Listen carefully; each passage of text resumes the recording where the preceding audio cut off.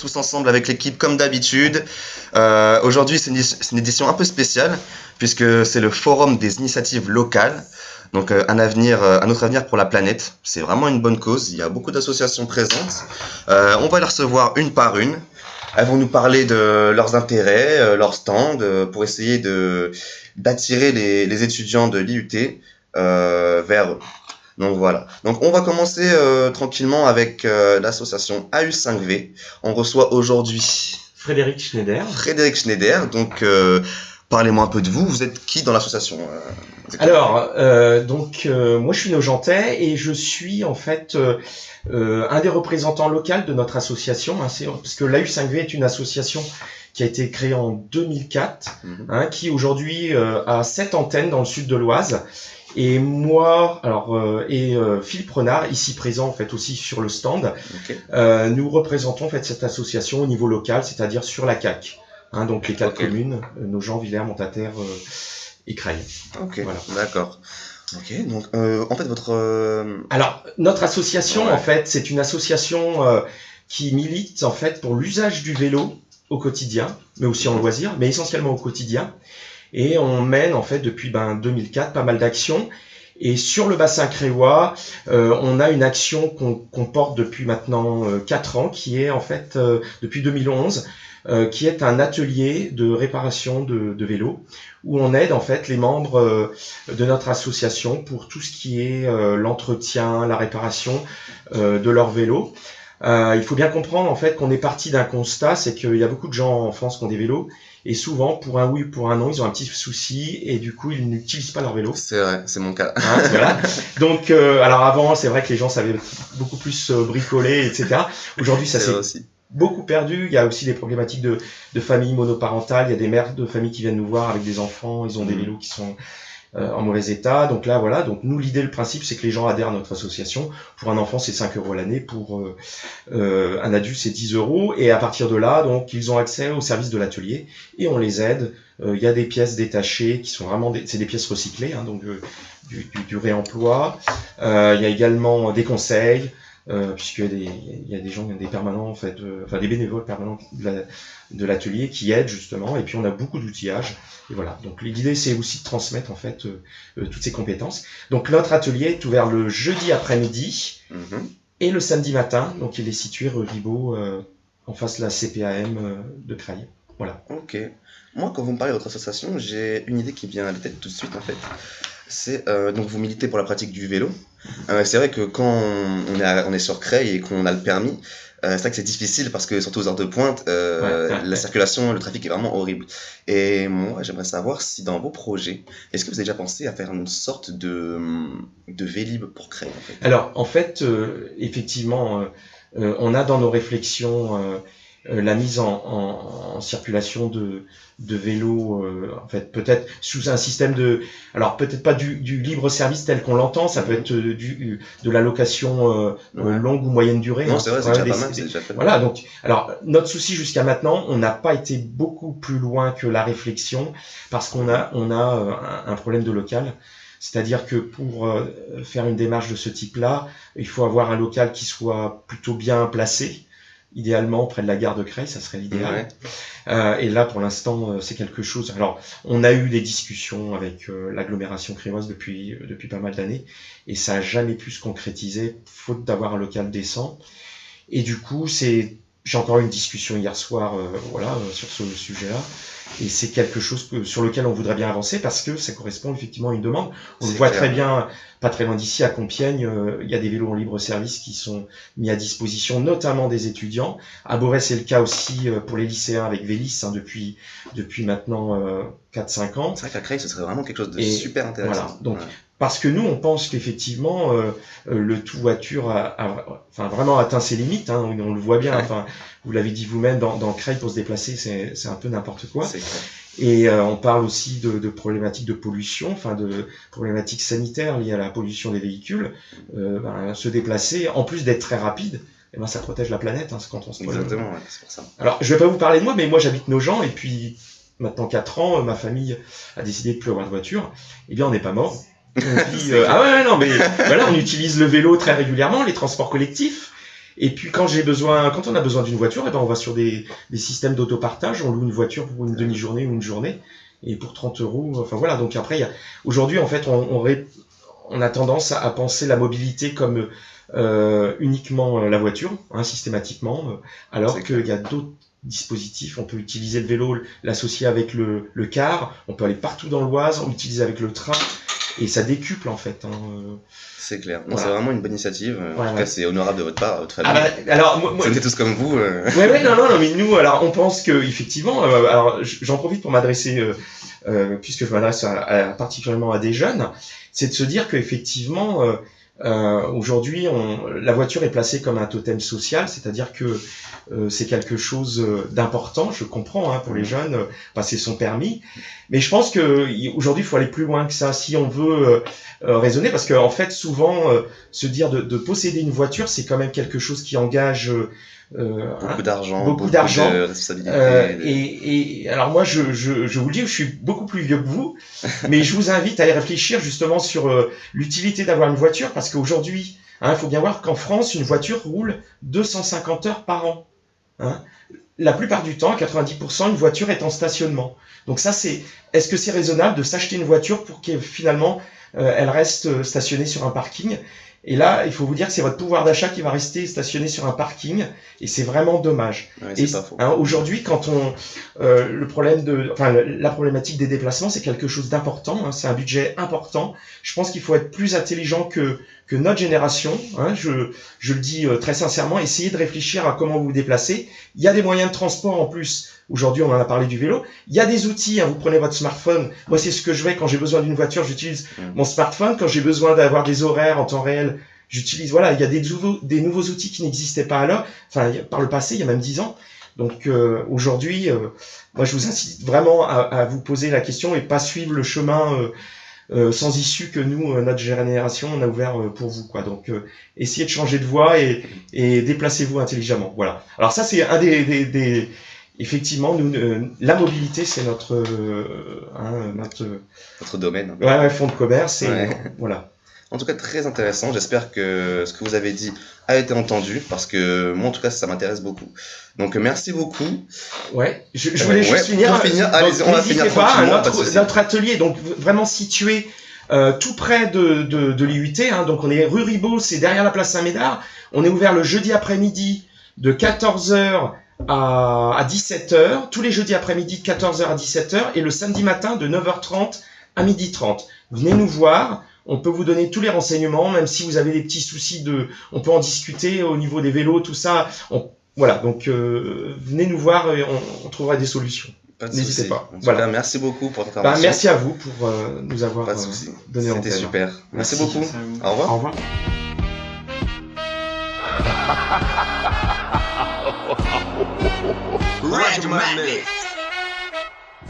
Et on est de retour chez Radio Madness. On reçoit alors Jean-Charles Vimot, qui est coordinateur à la recyclerie de Sudoise. Donc, votre recyclerie, en quoi elle consiste? Bonjour. Exprimez-vous. Bonjour. Bonjour. La recyclerie, en fait, a un peu le fonctionnement d'Emmaüs.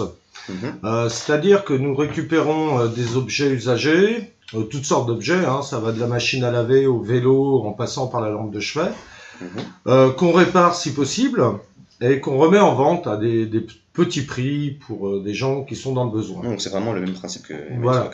Sauf que nous, sur la recyclerie, nous avons créé un chantier d'insertion. Donc nous avons des salariés, des vrais salariés, qui sont en contrat à durée déterminée d'insertion et qui doivent monter un projet professionnel et aller vers ce projet professionnel et sortir avant la fin de leur contrat de la recyclerie pour partir en formation ou un vrai emploi en CDD longue durée ou en CDI. D'accord, ok, c'est vraiment super intéressant. Donc votre activité de façon générale, donc c'est alors nous avons la revente d'objets. Voilà, alors nous avons créé plusieurs ateliers puisqu'il y a des objets variés et divers. Hein. Donc nous récupérons beaucoup de meubles. Donc nous avons créé à cet effet un atelier menuiserie pour pouvoir remettre en état les meubles. Nous avons un atelier petite mécanique, donc nous réparons les vélos, les tondeuses à gazon, tout ce qui est jardinerie thermique et électrique. Ok. Nous avons un atelier tri-vêtements et tri-bibelots. Alors là, les vêtements, on en reçoit énormément. Donc il y a un gros tri, un gros travail. Le bibelot aussi, tous les objets qu'on trouve dans une maison, ça, on en reçoit beaucoup. Nous avons un atelier livre. Alors cet atelier est particulier puisqu'il est pris en charge par des bénévoles qui sont à la retraite, dont monsieur... Le reste, c'est pas les salariés. Ouais, mais là c'était des bénévoles et bon, on leur a mis en charge, c'est des gens à la retraite qui viennent tous les jours trier des livres. Nous avons aussi un atelier petite réparation électrique. Donc pour tout ce qui est lampe de chevet, cafetière, tout ce qui est électrique et en petit objet, c'est l'atelier PAM. Et on a un atelier IFI, sono, son, image. Où on essaye aussi de réparer alors soit des télés, soit des vieilles chaînes IFI qu'on remet en état pour remettre du son. C'est vraiment une petite entreprise. C'est une vraie entreprise. En fait, on fonctionne, on est une association, mais en fait, on se rend compte qu'aujourd'hui, on fonctionne vraiment comme une entreprise. C'est clair. C'est assez hallucinant, puisque en plus, nous avons créé cette association il y a un peu plus de 5 ans maintenant. Alors au départ, c'est une idée de la CAC, de la communauté d'agglomération crailloise, qui avait ce projet dans les tiroirs avec les communautés de communes aux alentours.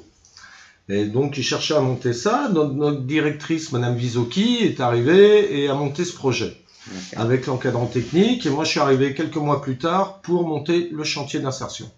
Donc, ça a été au départ un gros travail administratif. Parce que il faut travailler avec le conseil départemental pour le chantier d'insertion, Pôle emploi, les partenaires, les missions locales de Creil, de Pont, toutes les missions locales. Voilà, en gros, nos partenaires directs avec qui on travaille. Il y a aussi Cap Emploi pour les travailleurs handicapés, parce que nous avons des travailleurs handicapés aussi. Donc tout ce petit monde travaille à la recyclerie. Alors, c'est des contrats qui vont de 20h à 28h. Suivant les activités et suivant les besoins. Après, c'est vrai que la personne doit quand même dégager du temps par rapport à son atelier pour travailler son projet professionnel, parce qu'il va avoir des entretiens pour les formations. Voilà, il y a quand même un vrai travail de remise à l'embauche. C'est vraiment bien. On leur apprend à refaire des CV, des lettres de motivation. On les accompagne pour les entretiens d'emploi. Donc, on fait des simulations. Il y a des personnes qualifiées pour refaire ce genre de choses. Moi, je m'en occupe, en l'occurrence. Ma directrice, qui est aussi à cette formation depuis longtemps. Donc voilà, on se partage tous le travail à la recyclerie. On fait autant de l'humain que de l'administratif. Et tout le monde, quand on a un collègue qui est absent, on va prendre sa place pour... Mais bon, ça tourne bien. Ça a été dur la première année, parce qu'on n'était pas connus. Alors au début, on a un grand entrepôt. Alors, si vous voulez, c'est en 2 parties. La première partie, c'est l'entrepôt de vente. Donc, c'est une très grande surface avec tous les objets à vendre. Et la deuxième partie, qui est interdite au public, qui est la partie atelier. Voilà. Et donc, les gens peuvent venir déposer le matériel, mais nous allons aussi le chercher chez les personnes. Ils nous appellent, ils prennent rendez-vous, on a 2 camionnettes qui tournent et on va chercher les objets. Vous avez un site aussi ? Comment ? Vous avez un site ? On a un site internet, c'est SOR. Sur Google, vous tapez SO Recyclerie et vous tombez sur notre site. Il y a marqué Caverne d'Alibaba. Ok, donc pour trouver les informations, numéro de téléphone, etc. Voilà, il y a tout ce qu'il faut. Et votre entrepôt donc, est basé où exactement ? Alors, il est à Villers-Saint-Paul. Sur le territoire de Villers-Saint-Paul, mais en fait, nous sommes juste avant la grosse déchetterie, juste après Renault Truck, il y a un rond-point. Et vous avez un panneau recyclerie et c'est sur le chemin de la déchetterie. Ok, donc voilà, donc pour tous les étudiants qui nous écoutent et qui sont sur le bassin crélois, on a un Emmaüs 2.0 à Villers-Saint-Paul. Et voilà, ça marche très bien, c'est très intéressant. Et en plus, pour les étudiants, je peux vous dire que nous, on commence à avoir des étudiants d'un peu partout qui viennent, parce qu'on a des fringues vintage, ça plaît bien aux filles. C'est vrai, on a des trucs assez marrants. Voilà, pour un bureau, quelqu'un qui a besoin d'un bureau pas cher, une lampe de chevet pas cher, pour une chambre d'étudiant, voilà. Mais on a aussi des gens qui se rééquipent complètement au niveau du frigo, parce qu'on a des gazinières, des frigos, des... C'est un gamin voilà, énorme. c'est tout ce qu'on peut récupérer, réparer et relancer sur le marché. Donc, ce que l'on ne peut pas réparer, nous travaillons avec d'autres assos. Alors, par exemple, si on a des frigos qui sont irréparables, alors déjà les frigos c'est pas facile, il faut une habilitation, hein. Généralement nous on les répare pas, on regarde si ça fonctionne. Par contre, ce qui est gazinière, machine à laver, ce que l'on peut pas réparer, ça repart avec une benne ferraille chez Veolia qui retraite tout ça. Pareil pour les vêtements, tout ce qu'on ne peut pas vendre, qui est reparti en déchets, on travaille avec une association qui, elle, revend ça pour du matériel de construction, parce qu'avec le textile, on peut faire des routes. Ça peut faire du revêtement. Pour tout ce qui est bois, nous travaillons aussi avec Écologique, on revend tout ce qu'on ne peut pas réparer en bois à cette association qui, elle, va retravailler le bois pour faire de l'aggloméré, pour faire des choses comme ça. Okay. Donc rien n'est perdu. Tout ce qu'on ne peut pas réparer et vendre, ça repart dans d'autres filiales. Oui, tout à fait. C'est parfait. Franchement, félicitations. C'est vraiment une. Mais c'est beaucoup de travail. Une belle prestation, un bon courage. En tout cas, continuer. Il faut continuer. Bon courage. Merci beaucoup. Donc merci beaucoup Jean-Charles Vimo et bon courage pour la suite. Merci beaucoup. Au revoir. Au revoir.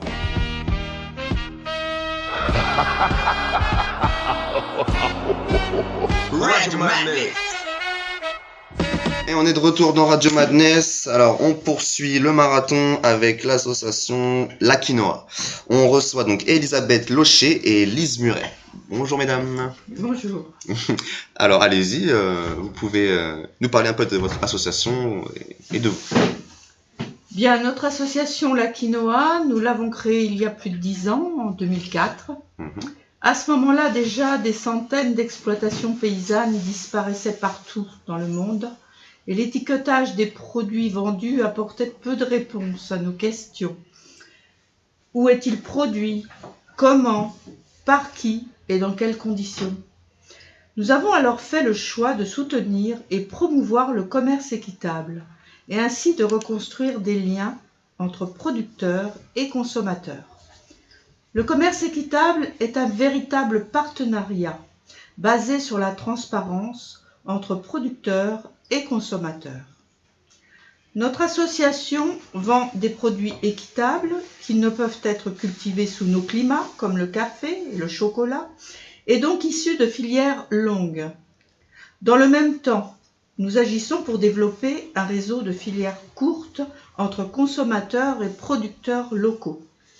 Par exemple, nous avons participé à la création de la MAP de Creil et en octobre 2010, nous avons mis en place un marché éco-citoyen à Creil qui permet aux Creillois de rencontrer des producteurs locaux et de leur acheter des produits issus de l'agriculture biologique.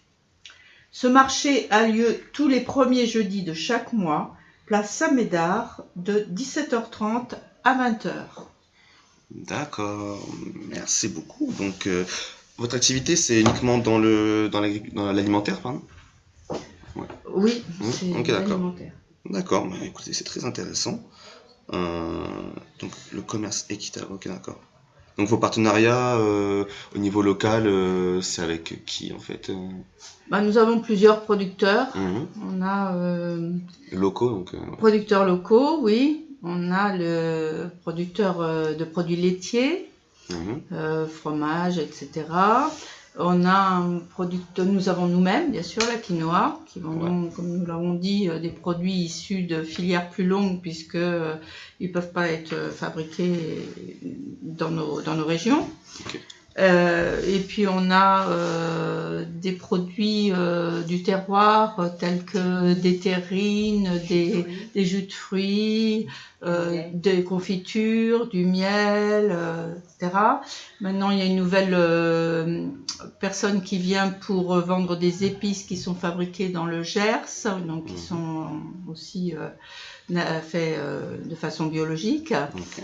On a du pain aussi, et les légumes, qui sont les légumes que vend notre producteur pour la MAP, le jeudi 1 fois par semaine. Mais nous, 1 fois par mois, lors du marché bio, nous lui vendons les légumes qui n'ont pas besoin d'un abonnement. Ok, d'accord. Ça marche. Donc voilà, pour les étudiants qui s'intéressent, qui se soucient du commerce équitable, voilà, vous pouvez aller faire vos courses à la quinoa. Donc c'est Place Saint-Médard, c'est ça? Place Saint-Médard, Ouais. oui, de 17h30 à 20h. Le Premier jeudi de chaque mois. tous les premiers jeudis de chaque mois. Ok, bon, écoute, c'est noté. J'espère que Sauf les gens vont écouter. ce mois-ci, ce sera jeudi prochain. Donc le Ok. deuxième. Vous pouvez bien me préciser. Voilà. Parce qu'on était sur le deuxième jeudi de chaque mois, mais ça change. Voilà, Ok, on a d'accord. changé pour des raisons pratiques. Ok, donc ce mois-ci, c'est encore le deuxième jeudi du mois, mais ensuite, ce sera le premier. Voilà. Ok, voilà. d'accord. Bah écoutez, merci beaucoup. La quinoa, voilà. Merci Commerce à vous. équitable en force. Merci beaucoup. Au revoir. Merci.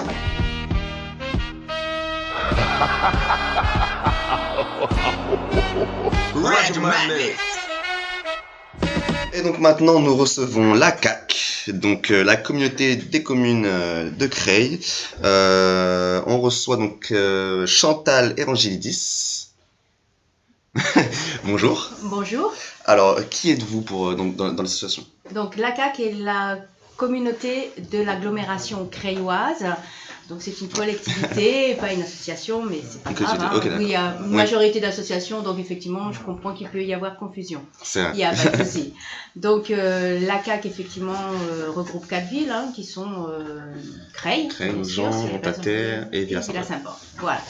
Et donc moi je travaille au service déchets et je suis chargée de communication, prévention, tri des déchets. D'accord, ok. Voilà. C'est vrai que ouais. Donc la CAC, c'est vraiment, ils ont vraiment un rôle super important dans le bassin créois. Mais moi, j'ai eu l'expérience l'année dernière.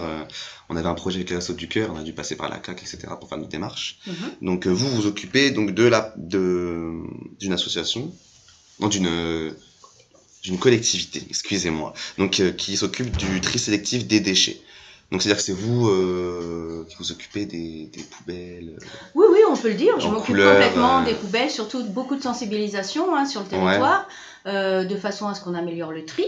C'est ça. Donc, effectivement, qu'il y ait beaucoup plus de matières recyclables qui partent dans le bac jaune, mais aussi on travaille énormément en ce moment sur le projet vert. Le projet vert, c'est effectivement, nous sommes très très mauvais sur le territoire.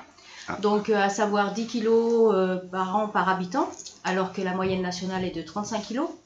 On peut partir du principe que si nous ne sommes pas que des mauvais élèves, peut-être, c'est peut-être aussi qu'il n'y a pas le gisement nécessaire.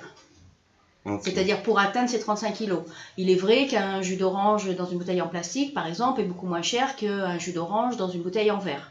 Donc, il se peut qu'effectivement, nous n'ayons pas le gisement qui expliquerait qu'on ne pourra jamais atteindre ces 35 kilos.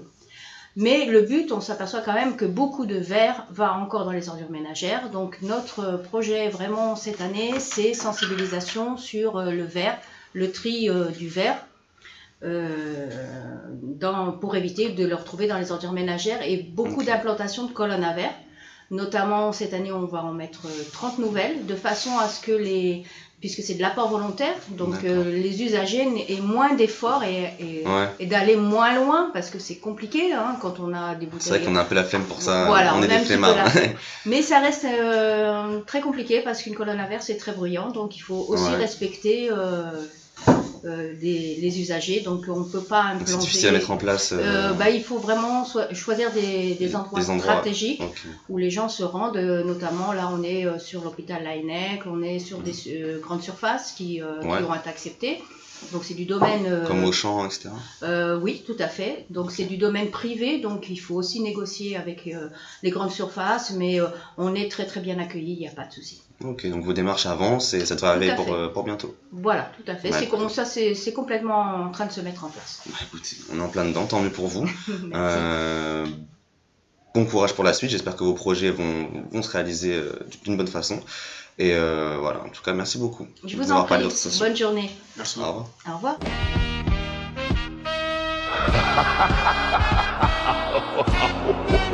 Red Magnet.